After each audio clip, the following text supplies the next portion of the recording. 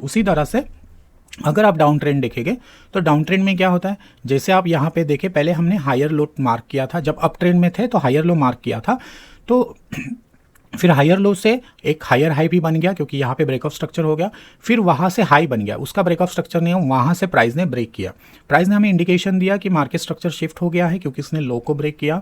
ठीक है, अब ये लो नॉर्मल पुल बैक नहीं है, ऐसा कैसे समझ सकते हैं? तो उसके लिए भी जब पुल बैक, आप मैं कुछ वीडियोस बनाऊंगा पुल बैक का, उसमें आप सही से समझ पाओगे कि वैलिड पुल बैक क्या होता है। अगर उस वैलिड पुल बैक को भी अगर प्राइस ने ब्रेक किया है, मतलब प्रीवियस एक लो को ब्रेक किया है, तो मार्केट स्ट्रक्चर शिफ्ट हो गया। मार्केट स्ट्रक्चर शिफ्ट होने के बाद डाउन ट्रेंड चालू हुआ क्या? नहीं, अभी तक तो डाउन ट्रेंड चालू नहीं हुआ। क्यों? डाउन ट्रेंड तब हम इंडिकेशन मिलेगा कि हाँ अभी डाउन ट्रेंड चालू होने की संभावना ज़्यादा है। यहाँ पे हमें स्मॉल इंडिकेशन मिला। फिर जब ये हायर लो ब्रेक करेगा, जब अप ट्रेंड में चल रहे थे, जो लास्ट हायर लो था, वो हायर लो जब प्राइस ब्रेक करके नीचे आएगी, तब हमें थोड़ा कंफर्मेशन मिल जाएगा कि अभी डाउन ट्रेंड चालू होने के बहुत ज़्यादा प्रोबेबिलिटी है।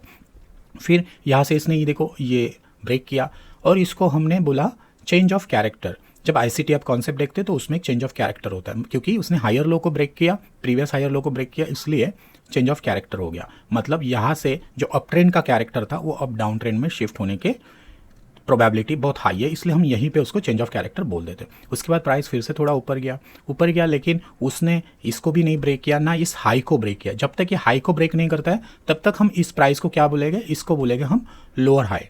ठीक है, लोअर हाई अभी इमीडिएट मार्क नहीं करेंगे, पहला तो हमने लोअर लो मार्क कर दिया क्योंकि इसने प्रीवियस इसको ब्रेक कर दिया था, कि इसको हायर लो को ब्रेक कर दिया, इसलिए हमने इसको लोअर लो मार्क कर दिया। उसके बाद प्राइस ऊपर गया, फिर नीचे आ गया, और फिर ये लोअर लो को जब ब्रेक करता है, जब यहाँ पे फिर से ब्रेक ऑफ स्ट्रक्चर होता है, तब हमने इसको लोअर हाई मार्क किया। अब हमें कंफर्मेशन मिल गया कि प्राइस डाउन ट्रेंड में हो रही है। ऐसे ही करके वो फिर लोअर हाई लोअर लो, लोअर हाई लोअर लो बनाते जाएगा, लोअर लो लोअर हाई ऐसे बनाते जाएगा, और फिर डाउन ट्रेंड कंफर्मेशन हो गया, फिर प्राइस आपकी डाउन ट्रेंड में चल रही है।